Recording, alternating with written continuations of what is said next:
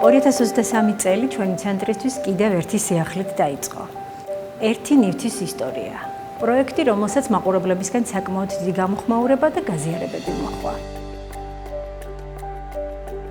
ეს არის პატარა ამბავი საინტერესო ნივთზე, რომელიც თითქოს აფხაზეთის სურნელით არის გაჯერებული, რადგან სავსეა მოგონებებით და მონატრებით. დღეს, როდესაც აფხაზეთი ჩვენთვის შორეული და მიუწვდომელია, მასთან კავშირი და სულიერი ბმა თითქოს ამ ნივთის საშუალებით ხდება. ყვებიან საინტერესო ამბებს ნივთზე და თითქოს ჩვენს და მაყურებელიც მათთან ერთად ვირტუალურად მოგზაურობს ჩვენს საყვარელ აფხაზეთში.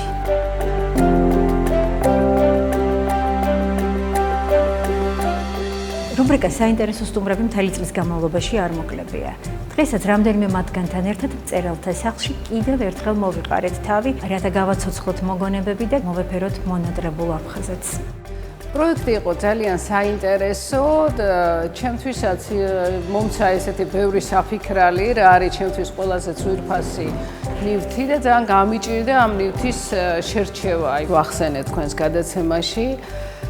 ძალიან საინტერესო გადაცემა გამოვიდა და ერთ-ერთი არის ეს ზარდახშა. ზარდახშა ესეთი უფრო ჩემთვის საყვარელია იმის გამო, რომ მთელი ბავშვობა მახსოვს ეს ზარდახშა და რაღაცნაირად სოხუმის სუნი ასდის თითქოს და იქაურობა მაინც ეტყობა რაღაც ნივთებს აქვთ ეს კავშირი იმასთან, იმ წარსულთან, იმ ადგილთან, საიდანაც ისინი წამოვიღეთ და ჩვენს მოგონებებთან. ერთი ნივთის ისტორია ძალიან საინტერესო პროექტი არის. ბევრი ახალი ისტორია მოვისმინე. ძალიან საინტერესო იყო. ყველა მათგანი ვნახე, ზოგი იმდენად რაღაცნაირად დამბეჭდავი იყო, ორჯერ სამჯერაც ვნახე ეს ვიდეო და ჩემი აზრით იმის გარდა რომ საინტერესო იყო, ეს იყო ძალიან მნიშვნელოვანი პროექტი, იმიტომ რომ არც ერთი ძაფი არ უნდა დაიკარგოს, ჩემი აზრით, რომელიც დაკავშირებულია აფხაზეთიდან. ამ შემთხვევაში, ეხლა მთელი საუბრის დროს ეს ძაფი ჩემ შემთხვევაში არის ეს პატარა რაღაცა ნივთი, თუმცა როგორც იმ გადაცემაშიც იყო, ამ ნივთის უკან ძალიან ბევრი რაღაცა დგას და რა ვიცი, ყველა მონაწილეს უსურვებდი, რომ უახლოეს მომავალში ეს ნივთები დაბრუნებული იყოს იმ ადგილას, საიდანაც წამოვიღეთ. მეც გამონაკლისი არა ვარ, წამოვიღე დღეს ის ნივთი, რომელიც ჩემთვის ძალიან ძვირფასია. ეს ძვირფასება ჩემი ოჯახის წევრებს და ვფიქრობ, რომ ეს ნივთი გადაეცემა თაობათა თაობებს, მაშანიების მომავალ თაობებს, როგორც ჩვენი ოჯახის ერთ-ერთი რელიკვია, მნიშვნელოვანი ნივთი, რომელიც მაგონებს ჩემს აფხაზეთს, ჩემს სახლს, ჩემს ეზოკარს, ჩემს მეგობრებს. ყოველ დღე, როდესაც მე ამ ნივთს შევხედავ, მოგზაურობ ისევ ჩემი სახლის გარშემო, ჩემი მონატრების გარშემო და ჩემი მოგონებების გარშემო. და მინდა გითხრათ, რომ მე მათ ველაპარაკები, ვესაუბრები როგორც ცოცხალ არსებას და ხშირად ვეფერები ხოლმე. ვიათ უბრალო. შესაძლოა ნივთი არ იყოს დიდი ღირებულების, მაგრამ ის საგანძურად იქცევა წლების შემდეგ. ეს არის ჯაჭვი, ხიდი, ქართველ აფხაზთა დამაკავშირებელი ჯაჭვი ჩვენი ურთიერთობის აღდგენისა. ანუ ესე იგი, ჩვენ ამით ვიხსენებთ კარგ ურთიერთობებს. სოხუმში იყო კარგი ურთიერთობები ომამდე. ხო, არაფერი ცუდი არ იყო. და მაშინ იყო ის ევროპული ქალაქი, ის ურთიერთობები, რაც დღეს არ არის და ჩვენ იმედია იმ დროს ვერ დავიბრუნებთ, მაგრამ რაღაცა ხიდი აღვადგინოთ ქართველ აფხაზთა ისევ თბილი ურთიერთობები. ეს ნივთი 30 წელია ჩემს სახლში დებს უკვე აქ, სადაც ამჟამად ცხოვრობთ. უკვე დაჟანგულიც არის ეს ნივთი. ბოლოს არის სოხუმის, აგუძერის და ახალი რაიონის. კარგად დავკეტე და წამოვიღე ეს. ჩემთვის ეს არის ქონება, ეს არის ბრილიანტის ტოფას. მეტი არაფერი სოხუმიდან არ მაქვს წამოღებული და ღმერთი იზამს მართლა რომ დაგვაბრუნოს. ღმერთო ყველას გაუთენე. კარგი შობა ახალი წელი. მრავალი სიხარული, ბევრი სილამაზით გეცხოვროთ.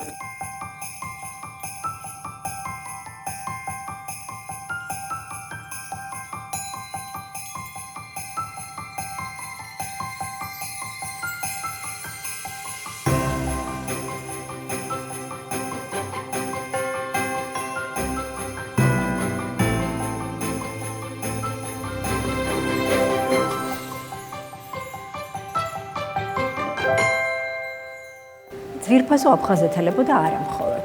კიდევ ერთხელ გილოცავთ ახალ წელს იმედიანი განწყობით და საუკეთესო სურვილებით, რომელთაგან ერთ-ერთი უპირობოდ აფხაზეთში დაბრუნებაა.